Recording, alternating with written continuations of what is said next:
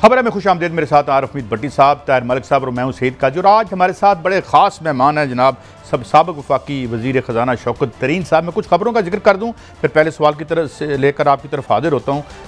खबरें नाज़रीन, super tax का नफाज हुआ है, मईशत पर क्या असर डालेगा, मिफ्ता इस्माइल साहब को क्या स्केप गोट बनाया जा रहा है, सुना है सागदार साहब फिर आ रहे हैं, सारा काम तो इनसे करवा लिया, वो क्या करेंगे, मईशत की बेहतरी के लिए कौन से इक़दाम ज़रूरी हैं। और ये सवाल मैं आपकी तरफ लेके आ रहा हूँ। शौकत तरीन साहब, ये बस फरमाइए कि द मोमेंट योर डिपार्ट्स, तो एक स्लाइड हमें ऐसी नज़र आती है कि हमने कभी इतने 2 महीनों में इतना जो तेज़ रफ्तार जो माशी जवाल हमने नहीं देखा।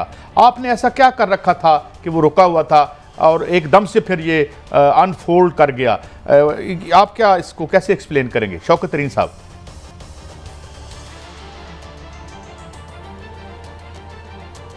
देखिए भट्टी साहब, पहली बात तो ये है कि ये कोई हमारी कोई वो नहीं थी कमाल इसमें। हम तो जो आप इन्होंने नंबर दिए हैं आपको, जो मार्च 31 के नंबर, उसमें हर एक चीज़ जो है वो सही सिमत में जा रही थी। आपकी इकॉनमी में जीडीपी ग्रोथ सही जा रही थी, उसमें आपका जो ये था एग्रीकल्चर जो है रिकॉर्ड था 4.4 पे, और लार्ज स्केल मैन्युफैक्चरिंग जो है वो बहुत सही सिमत में 10.4 पे, और मार्च की जो नंबर थी वो 27% थी, 26.6%। इसका मतलब है कि ये 10.4% एवरेज पे आ रही है साल की, और मार्च में अगर 26.6 है तो ऊपर ही जा रही है ना, फिर इसका मतलब है। उसके बाद आपकी जो ये है हमारी जो है सर्विसेज की 6.2% पे। फिर अगर आप इस चीज़ पे देख रहे हैं कि हमारे जो रेवेन्यूज़ थे वो ग्रो कर रहे थे, और अगर आप मार्च के नंबर देखें तो उसके बीच में जो डायरेक्ट आपके जो टैक्सेस थे वो 44% से बढ़े। इसका मतलब है कि उस वक्त तो ये, और हमने उस वक्त जो सेल्स टैक्स था ऑयल पे वो भी बिल्कुल ज़ीरो कर दिया था। तो हर चीज़ सही सिमत में जा रही थी। हुआ ये कि इन्होंने आते ही एक ऐसा माहौल क्रिएट किया कि देखें, इनका फिस्कल डेफिसिट तो 10% पे जा रहा है, इनका जो है वो करंट अकाउंट डेफिसिट तो 22 बिलियन हो जाएगा, और ग्रोथ रेट तो 3-4% से ज़्यादा होगा ही नहीं। जब ये चीज़ें मार्केट में गई तो मार्केट ने कहा वो हो, ये तो अगर 10% पे फिस्कल डेफिसिट है तो 6.4 ट्रिलियन का डेफिसिट होगा, 4.2 की बजाय। तो ये तो आप अंदाज़ा करें ना कि तकरीबन आप कह रहे हैं कि 2.2 ट्रिलियन ज़्यादा होगा। तो एकदम जो है बैंक्स ने अपने रेट्स बढ़ा दिए, और जब रेट्स बढ़ाए तो इसका मतलब है कि वो डिस्काउंट रेट को भी उनको बढ़ाना पड़ा। फिर जब इन्होंने कहा 22 बिलियन डॉलर के करंट अकाउंट होगा, तो लोगों ने कहा वो हो, ये तो डॉलर कम हो जाएंगे।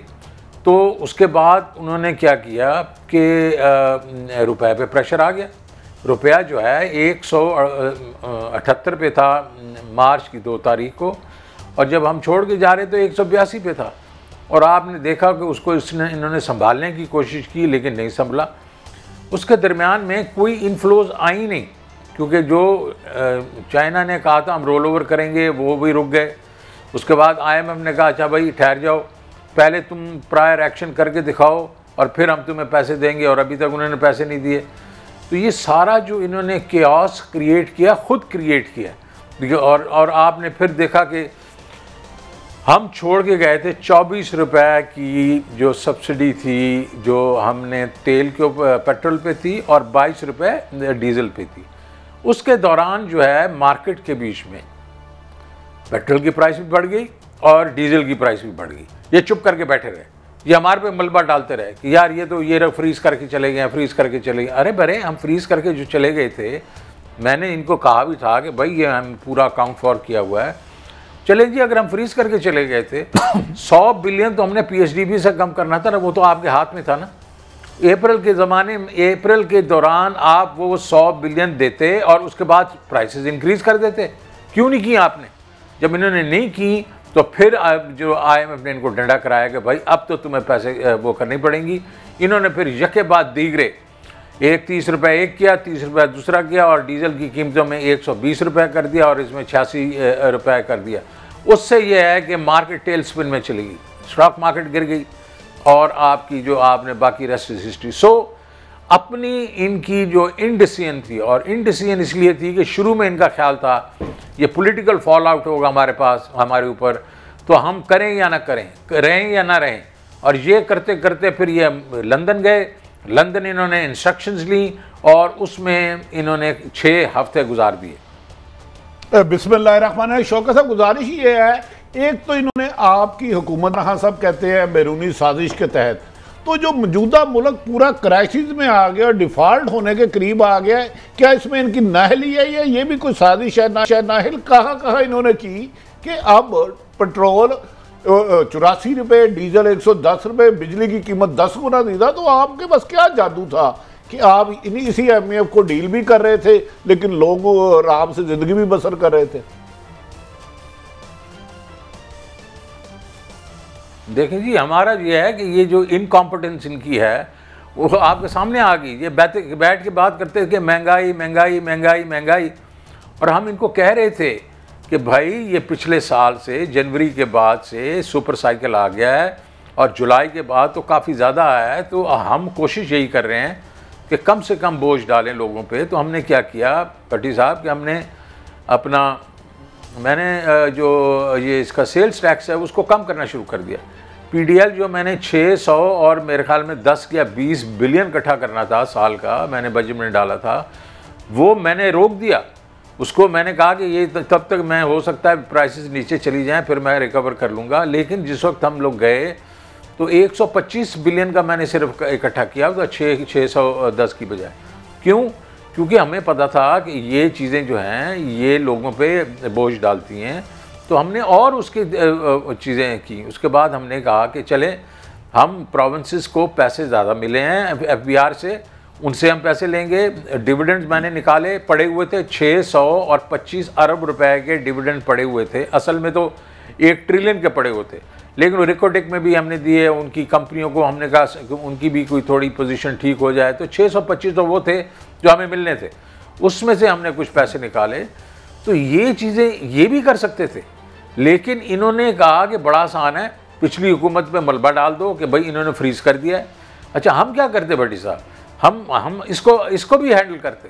किस तरह हैंडल करते हैं? रूस के साथ हमारी जो है प्राइम मिनिस्टर इमरान खान की बात हुई थी, पुतिन के साथ हमने ख़त भी लिख दिया था, और ख़त के बाद हमने उनको अप्रोच करके उनसे तेल लेना था सस्ता।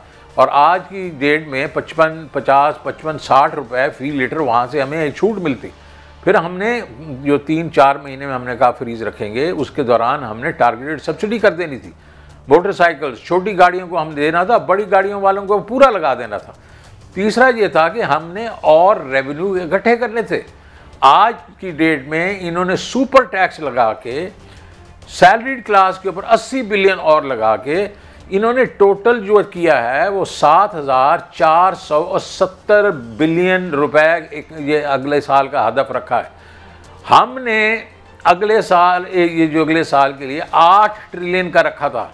हम इनसे कुछ 550 बिलियन ज़्यादा इकट्ठा करते, और जो हमारे हिस्से में आता फेडरेशन के, हम उसको प्रोविंसेस के बीच के हिस्से में जो आता उसको हम शेयर करते हैं लोगों के साथ, क्योंकि ये सिर्फ टेम्परेरी सुपर साइकिल है। ये सुपर साइकिल नीचे जाएगा। तरीन साहब माफी चाहता हूँ, मुझे आपको यहाँ रोकना पड़ रहा है। एक अजान की ब्रेक है, अजान की ब्रेक है, और ये जो सुपर साइकिल है इसको मैं आप हमारे नाज़रीन के लिए जरा आसानी के लिए एक्सप्लेन करें कि ये क्या है। विशेष साइकिल हमने सुना है, रिसेशन सुना है, ये क्या कोई नई एलिमेंट है या बीमारी है मैशियत की? नाज़रीन, अजान की ब्रेक है और ये अहम गुफ्तगू जारी है, आप हमारे साथ रहिए।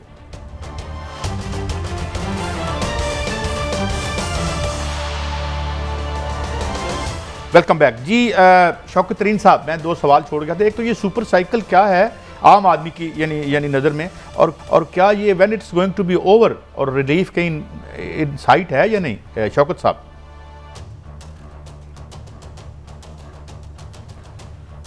जी देखिए जी, पहली बात तो ये सुपर साइकिल जो होता है ना, वो दुनिया के बीच में ये आता है, हर 10-15 साल के बाद आता है। और पहली दफ़ा जो पिछला सुपर साइकिल आया था 2007 के अंदर, और वो आपको याद है कि पेट्रोल प्राइसेस जो हैं 140 से $145 पर बैरल हो गई थी।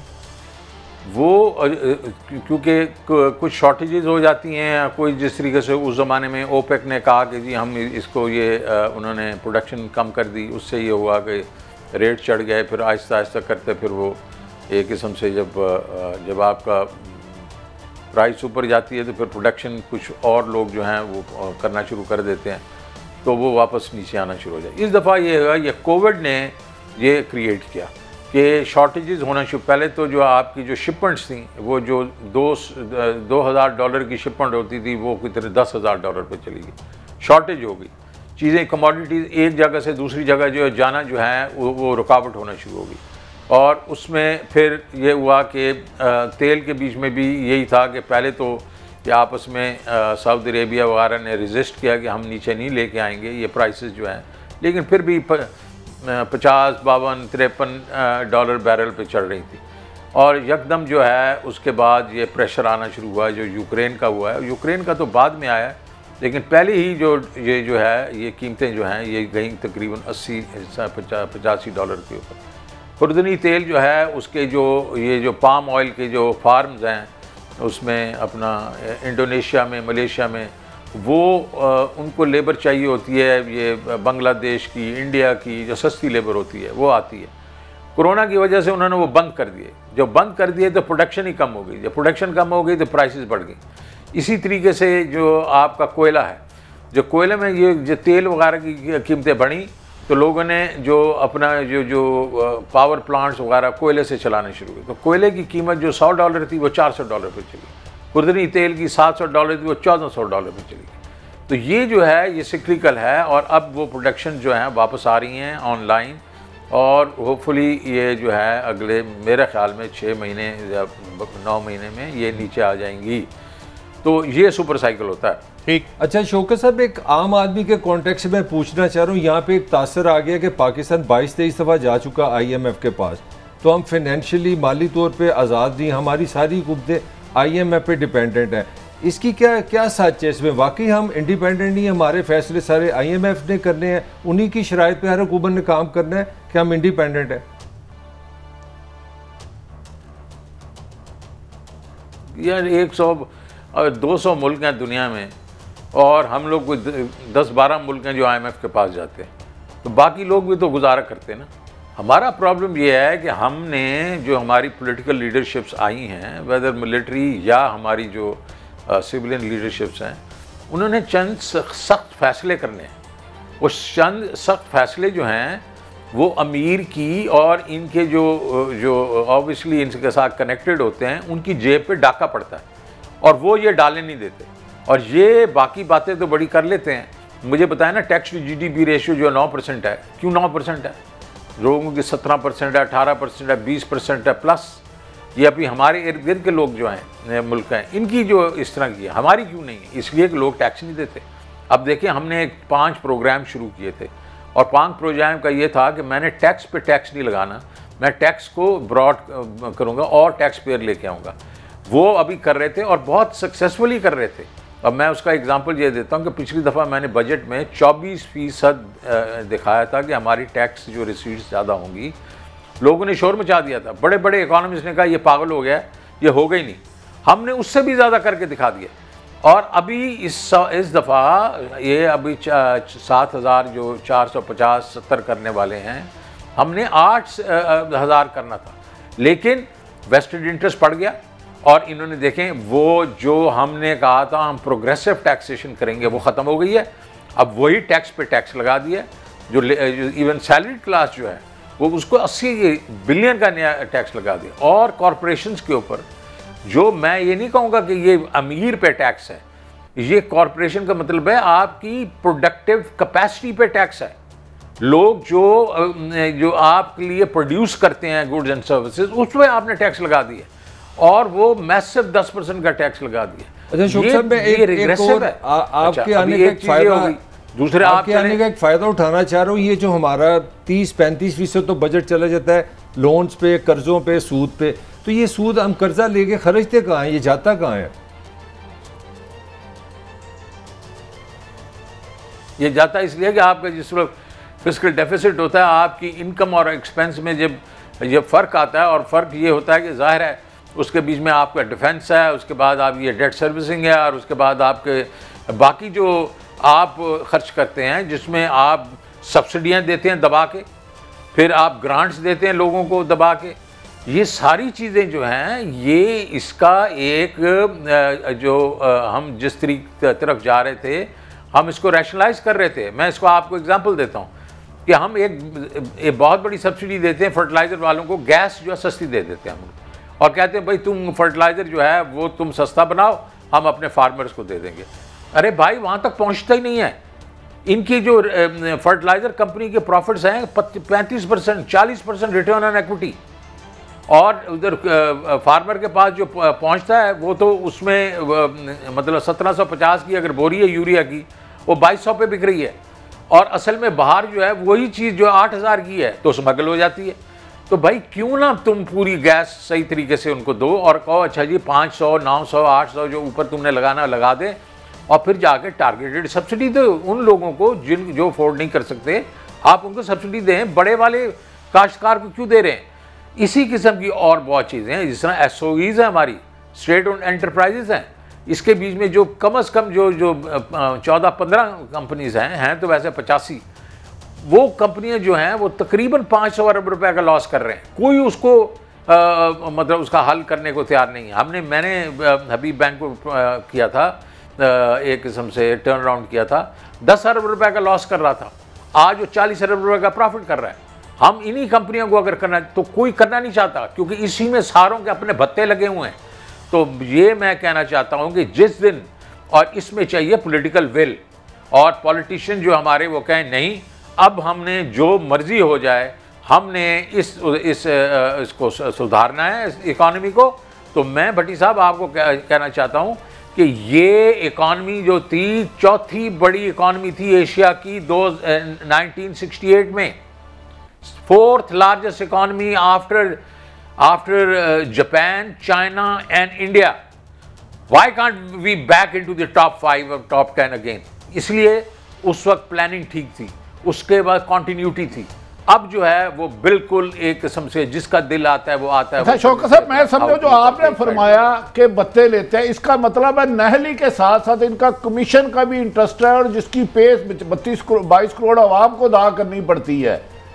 इसका मतलब तो ऐसे ही हुआ कि इनका पर्सनल इंटरेस्ट है उनको बचाने के लिए, चंद लोगों को फेवर देने के लिए।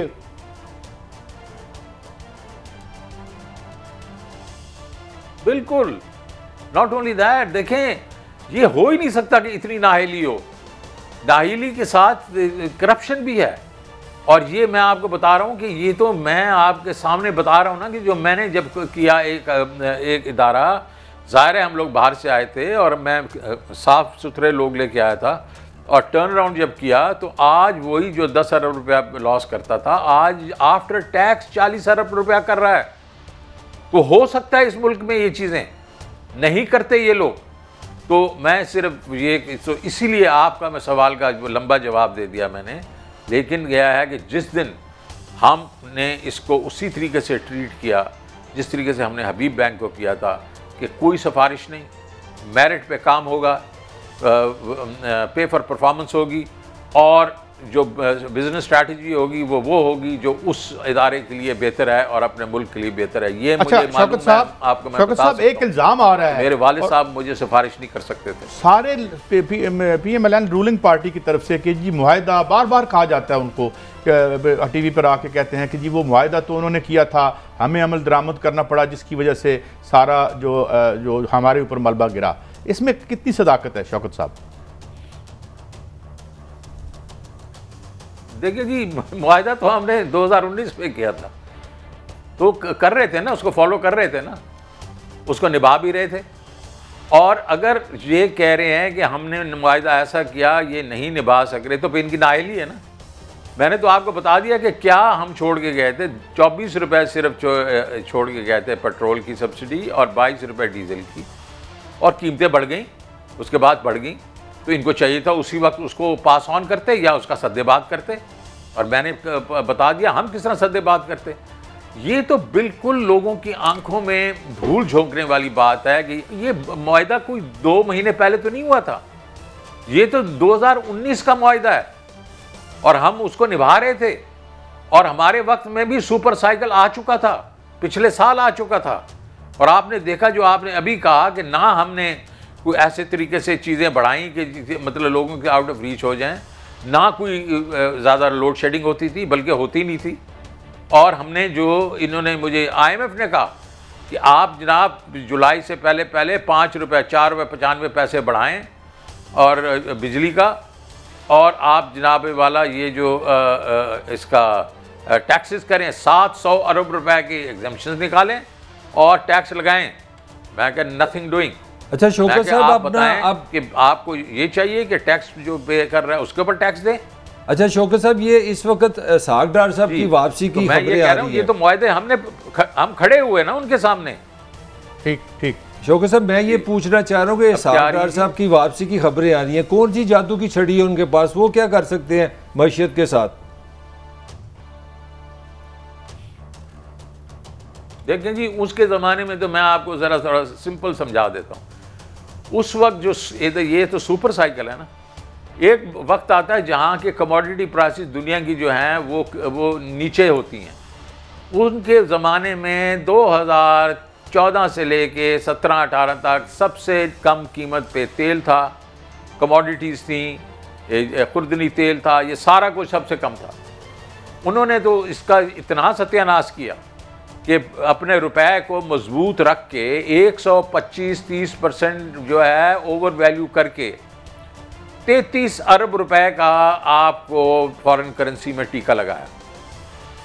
23 बिलियन आपकी इंपोर्ट्स बढ़ गई, आपकी एक्सपोर्ट्स जो हैं वो 10 बिलियन कम हो गई। इसका मतलब है जो छोड़ के गए थे पीपल्स पार्टी वाले, जिस लेवल पे एक्सपोर्ट और जिस लेवल पे इंपोर्ट्स, तो इंपोर्ट्स 23 बिलियन 5 साल में बढ़ गई और एक्सपोर्ट्स 10 बिलियन, 33 बिलियन तो उसने, क्योंकि उसकी फ्लॉट है। शौकत साहब माफी चाहता हूँ, रुपया मजबूत होगा। शौकत साहब माफी चाहता हूँ, आप ये शौकत साहब माफी चाहता हूँ, जो आपका जो इंपोर्ट बिल बढ़ेगा और जो करंट अकाउंट बढ़ेगा उसको कौन हैंडल करेगा?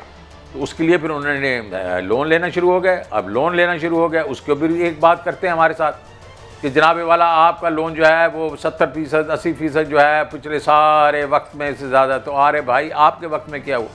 आपके वक्त में 79% ज़्यादा हुआ। अच्छा शौकत साहब, अगर मैं समझाऊं, आप कह रहे हैं कि इसाक डॉलर GDP एक होता है, वो एक तो जब डार साहब आएंगे उन्होंने क्या करना है? उन्होंने तो वही करना है जो पहले 5 साल किया था। तो मेरे ख्याल में इनको ये चाहिए कि ये सोच समझ के ये बातें, मतलब अवाम के बारे में सोचें, अवाम के बारे में सोचें। जब उधर सोचना शुरू करेंगे तो राहें भी निकल आती हैं। अच्छा शौकत साहब, इसका मतलब है आप फरमा रहे हैं कि उन्होंने 4 सालों में 33 बिलियन का टीका लगाया और खुदा इसाक डॉलर, ओ सॉरी इसाक डॉलर मेरे मुंह से निकल जाता है, माफी चाहता हूँ, इसाक डॉलर डार साहब सॉरी, इसका मतलब है लाइन मेरा ख्याल है ड्रॉप हो गया। नहीं, एक लाइन ड्रॉप हुई है और ब्रेक भी लेते हैं। ब्रेक के बाद हमारे साथ हैं जनाब शौकत तरीन साहब, तो हमारी गुफ्तगू जारी है, हमारे साथ रहिए।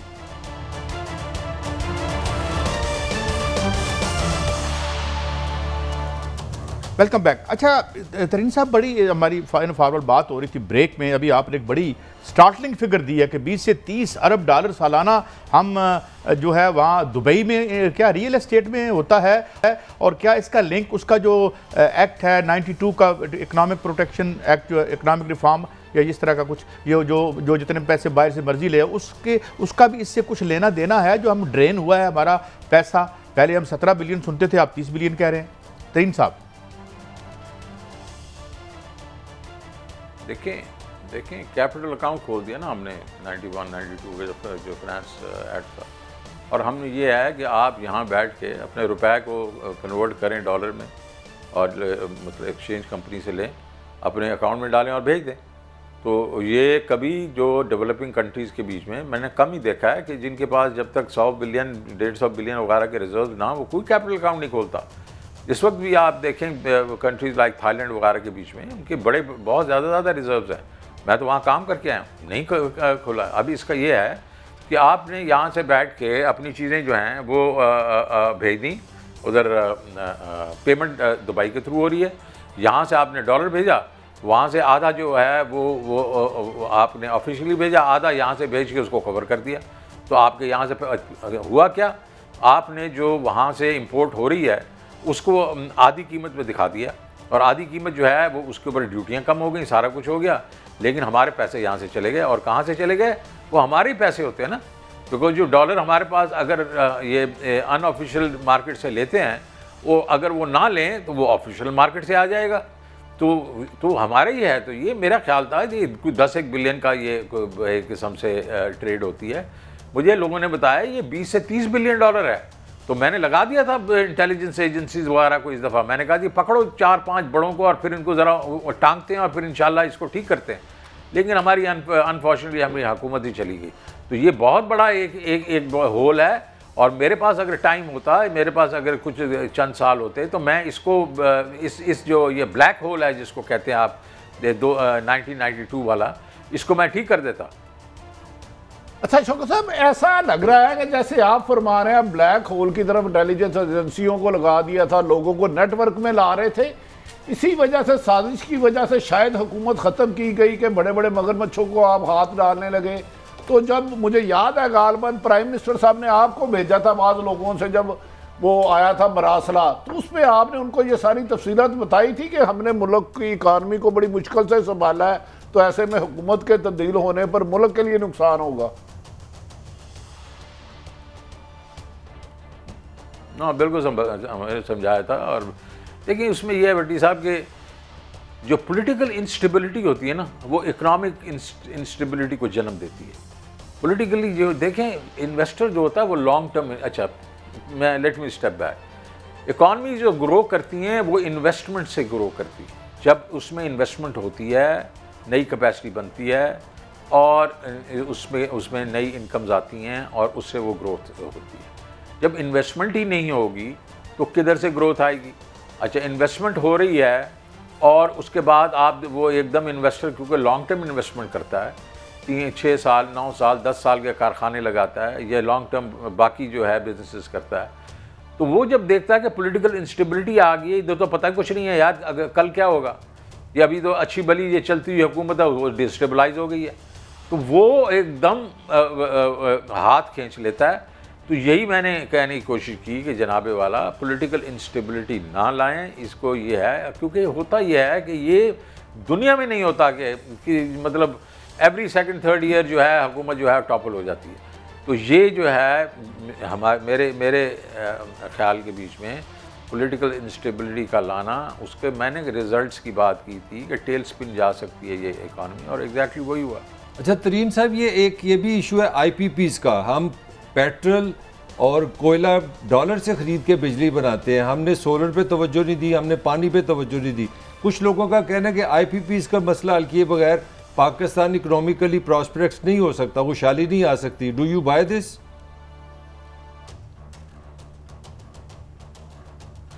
एनर्जी बहुत बड़ा खड्डा है, जिसको एक अंग्रेजी में कहते हैं एक्लीज हील है आपकी, और वो इसलिए है कि आपके पास कैपेसिटी थी नहीं, मतलब उस वक्त जो है वो आपकी जो हाइड्रो थी वो काफ़ी थी, लेकिन बाकी चीज़ें आपके पास थी नहीं 90s में भी और 2000s में भी, और एकदम लोड शेडिंग हो गई क्योंकि आपने कैपेसिटी बढ़ाई, अपना प्रोडक्शन वगैरह बढ़ाई 2000 में तो बढ़ी, तो एकदम वो आपके वो प्रॉब्लम्स आ गए, क्योंकि उस वक्त की मुशर्रफ की हुकूमत ने भी इसको देखा नहीं, फोरसाइट नहीं अपनी इस्तेमाल की। फिर इन्होंने जब आके लगाए कारखाने, इन्होंने आओ देखा ना ताओ देखा, वो जो कारखाने जो थे 18-19 बिलियन थाउजेंड मेगावाट है, उसमें इन्होंने दबा के इन्होंने या 20,000 उसमें करके 35 से 37 हज़ार कर दिए, और सारी की सारी सवाए एक बहावलपुर में जो वो लगा है आपका सोलर वाला, बाकी सारी इंपोर्टेड फ्यूल पे आपने कोयले पे लगा दी, आपने LNG पे लगा दी, आपने फर्नेस पे लगा दी। आपने ये नहीं सोचा कि अगर मैं कोयले पे ही लगाता हूँ तो यार मैं थर कोल के मुंह के ऊपर वो कारखाने जो अब लग रहे हैं वहाँ लगाऊँ ताकि अपना कोयला तो इस्तेमाल करूँ ना। आपने ये नहीं सोचा कि यार विंड के मैं क्यों नहीं लगा सकता, ये नहीं सोचा कि यार और मैं डैम के ऊपर ज़्यादा पैसा करके जल्दी इसको क्यों नहीं कर सकता।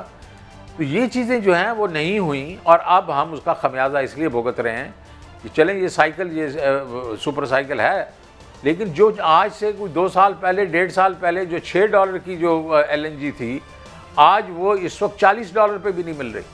और वो कह रहा है इनको पैसे नहीं है इसलिए लोड शेडिंग कर रहे हैं ये। अच्छा, ये तरीन साहब, मैं I happen to see a news in Financial Times, बड़ी पुरानी है, तो जो 1994 के मुआहदे थे वो पढ़ के, तो मैं तो इकोनॉमिस्ट नहीं हूँ, मुब्तदी हूँ, दिमाग ख़राब हो गया कि 20 से 80 का कोलेट्रल है, कैपेसिटी पेमेंट है, रेट ऑफ रिटर्न है, बाद में डॉलरों में चला गया। तो डोंट यू थिंक कि एट द बेस बुनियाद जो है ये मुआहदे उड़ा के ले गए हमारी सारी मैशियत को 94 ऑनवर्ड? और देखें, और उसके ऊपर फिर देखें, फिर वो आए थे जुल्फ़िकार साहब वापडा के चीफ, उन्होंने वो मुआहदों में उनकी रिडक्शन करवाई। लेकिन क्यों इतने महंगे मुआहदे किए गए यार? मतलब ये कौम का पैसा नहीं है? इसके बीच में ज़ाहिर है आपको मालूम है किकबैक्स के ऊपर फिर बड़ी कंट्रोवर्सीज भी चली थी। वही चीज़ आप देखें अभी हुआ है कि अभी हम चाइनीज़ के साथ हमने किए, हम क्या कुछ नहीं सकते, लेकिन जो किस्म के मतलब 35% 30% डॉलर बेस्ड जो आपके रिटर्न्स हैं, या 27% डॉलर बेस्ड रिटर्न्स हैं, ये कहाँ दुनिया में है?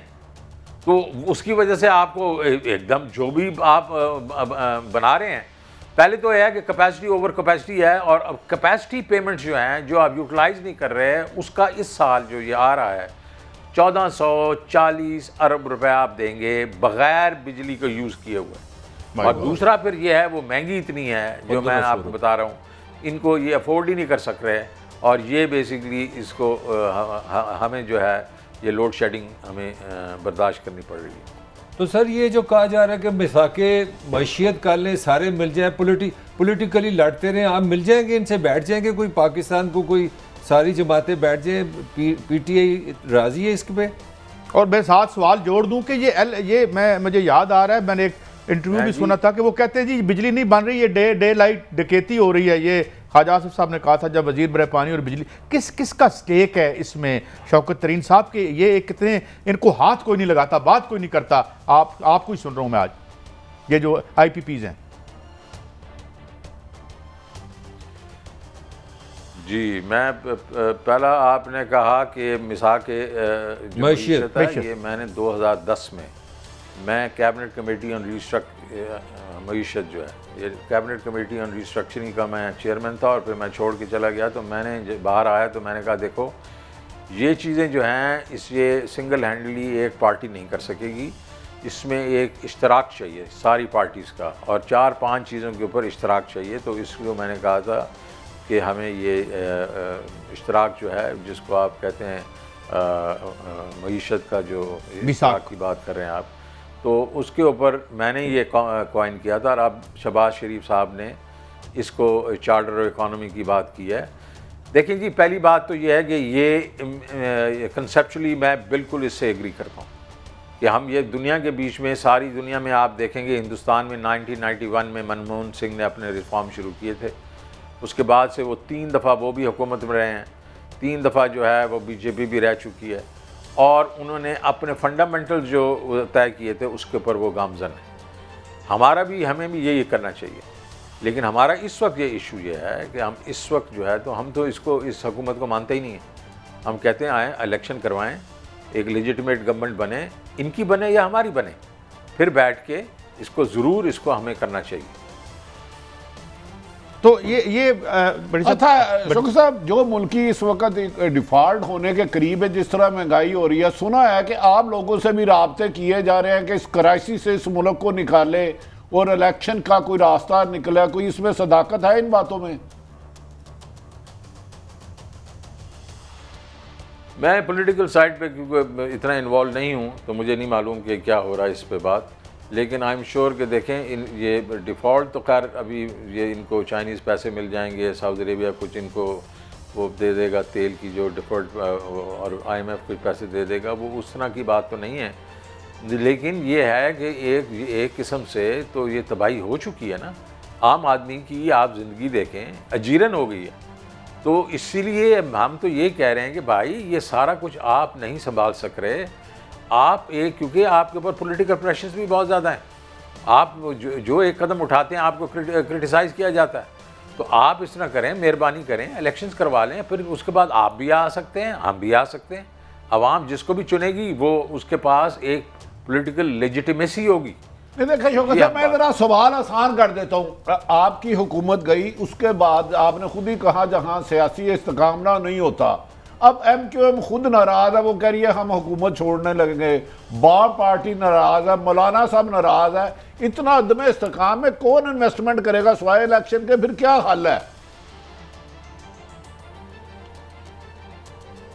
हल यही है कि एक स्ट्रांग वो लेके आए इंटरिम गवर्नमेंट और इलेक्शन करवाएं।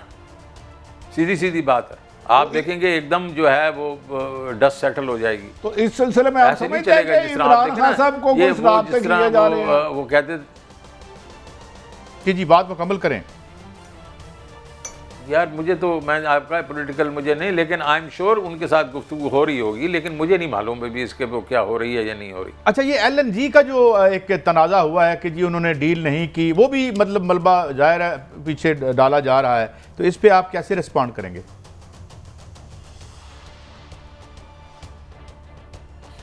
नहीं, LNG तो महंगी होगी ना।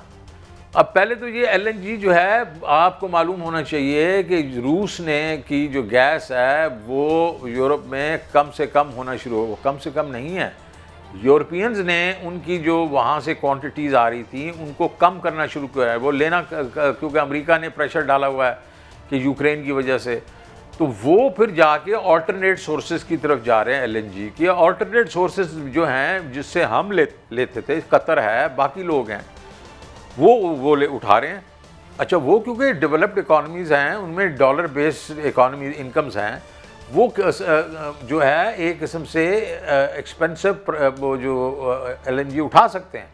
हमारे पास सकत ही नहीं है। हम जिस तरह वो LNG के कॉन्ट्रैक्ट करते हैं, या तो आते नहीं हैं, जब ये लास्ट जो 4 कॉन्ट्रैक्ट 4 हमने डेट्स का कहा है तो आया है कोई नहीं, लेकिन अगर आए तो $40 पे हैं। अब $40 पे अगर ये करते हैं तो कीमत जो इस वक्त ये अभी कह रहे थे कि जुलाई के बीच में कीमत जो है 26 या 25 या 26 रुपये हो जाएगी, वो कितनी 50-55 पे चली जाएगी या 50 रुपये पे चली जाएगी। कैसे लोग उसको वो बर्दाश्त करेंगे? तो दे आर कहते हैं ना, stuck between the rock and the deep sea. ये फंसे हुए हैं अंदर और इनको अब समझ नहीं लग रही हम करें क्या। तो ये इसका मतलब है आइंदा लोड शेडिंग तो बढ़ने जा रही है और फिर हमारी इंडस्ट्री पे भी इसका बड़ा नेगेटिव इम्पैक्ट होगा। तरीन साहब, बिल्कुल, ये गैस का भी होगा, इसका भी होगा। LNG भी अगर महंगी होगी तो उन्होंने LNG जो है, हमने VCOG जो किया था, weighted average cost of gas, हमने कहा था वो बना दो, जो लोकल गैस है उसकी और इनकी प्राइस एवरेज करके दो। तो VCOG भी अगर होगा तो फिर भी तो एक्सपेंसिव हो जाएगी। हम तो दे रहे थे $6.5 पे अपना ये गैस, अब 6.5 हमने कहा था चले हम $9 कर देंगे। अभी सवाल ही पैदा नहीं होता इनको $9 पे दी जा सके। अच्छा, तो एक और सवाल, आपकी एक्सपोर्ट सफ़र करेगी, इंडस्ट्री सफ़र करेगी और आम आदमी सफ़र करेगा। अच्छा, ये रहनुमाई फरमाए, बिजली गर्मियों में बिजली नहीं, सर्दियों में गैस नहीं, तो क्या फ्यूचर होगा? कैसे इंडस्ट्री चलेगी? आप इंपोर्ट पे बड़ा जोर देते थे और एक्सपोर्ट पे तो ये तो बिल्कुल बंद हो जाएगा, सारे कारखाने वगैरह।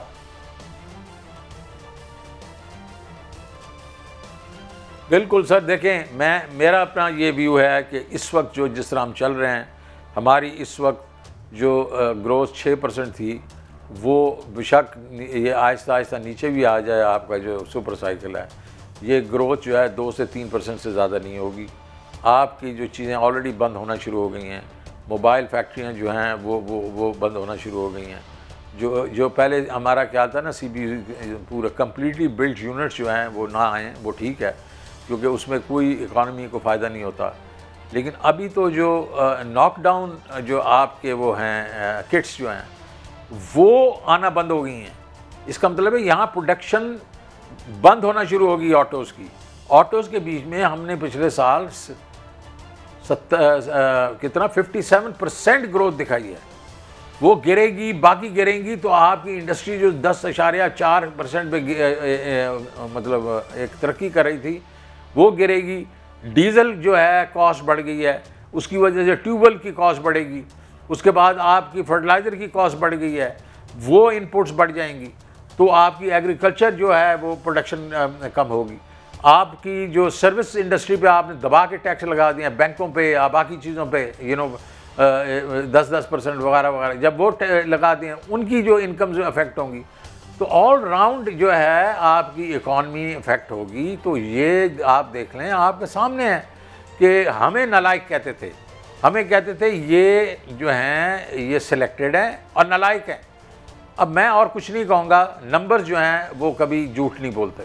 अच्छा तरीन साहब, ये फरमाइए कि रशियन ऑयल के बारे में बड़ी कंट्रोवर्सी है कि जी वो तो यहाँ हम उसको प्रोसेस ही नहीं कर सकते थे और इसको ब्लो अप किया जा रहा है आउट ऑफ द प्रोपोर्शन। इसमें क्या हकीकत है, कहाँ तक बात पहुँची थी और क्या वो ऑयल हम यहाँ पे अपनी रिफाइनरीज में उसको यानी रिफाइन कर सकते थे?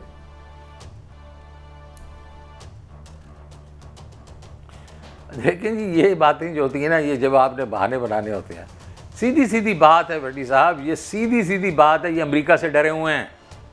खुद उसने CNN में कहा कि जी हमारे पास शायद सैंक्शन लग जाएं। तो उस औरत ने पूछा कि भाई तुम, वो बेकी ने पूछा कि भाई तुम वीट तो उधर से इंपोर्ट कर लोगे तो तुम तेल क्यों नहीं कर सकते? ठीक है, उसमें वो बौखला गए।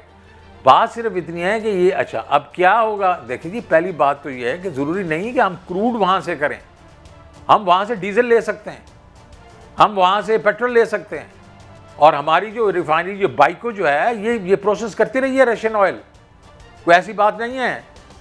और दूसरी चीज़ है कि आप उधर से तेल लेके स्वैप कर लें लोगों से, ये स्वैप्स भी होते हैं। आपने मैंने उनसे तेल लिया और किसी और को जिसके पास कैपेसिटी है रूसी तेल को प्रोसेस करने की, उससे स्वैप कर लिया और अपने लिए दूसरा तेल ले लिया। ये क्या प्रॉब्लम है सर? ये बहाने हैं। और कहना कि जी इनके साथ कोई डील नहीं हुई थी, अरे भाई हमने तो ख़त लिख दिया था, आपने एक्नॉलेज किया खत, कुआं तो आपके पास चल के नहीं आएगा ना।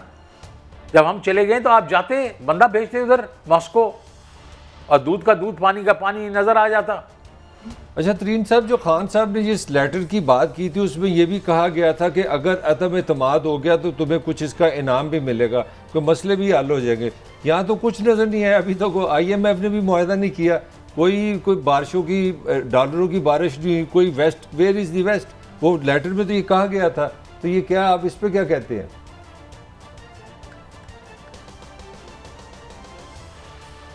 IMF ने इनके ऊपर हाथ अभी भी हल्का रखा हुआ है। मेरे साथ जो सख्ती करते थे वो आज मुझे बताएं कि ये गए हैं प्रोग्रेसिव टैक्सेशन से, ये फिक्स टैक्सेस पे चले गए हैं रिटेलर के पास। इन्होंने बाकी ये सुपर टैक्सेस लगा दिए। IMF ने तो ये एग्री नहीं करना था हमारे वक्तों में। तो ये सारा कुछ जो है वो इनके ऊपर ज़रा थोड़ी इन्होंने हाथ नरम रखा हुआ है। लेकिन आपकी बिल्कुल बात सही है कि वो डॉलरों की बारिश नहीं हो रही जो इनका ख्याल था हो जाएगी। तरीन साहब, इट इज सैड कि मुझे I have to leave it there, लेकिन बड़ा एनलाइटन किया आपने हमें। बहुत से इश्यूज सामने नाज़रीन आपने देखा कि बहुत सी गलतफहमियाँ भी दूर हुई होंगी और कुछ रास्ता निकले भी बढ़े, और कुछ जिस तरह तरीन साहब कह रहे थे कि ये गरीब आदमी की कोई अश्कशोई हो। बहरहाल इसी दुआ और ख्वाहिश के साथ इजाज़त लेते हैं। हमारे प्रोग्राम का वक्त ख़त्म हो गया, कल फिर हाजिर होंगे। अल्लाह हाफिज़।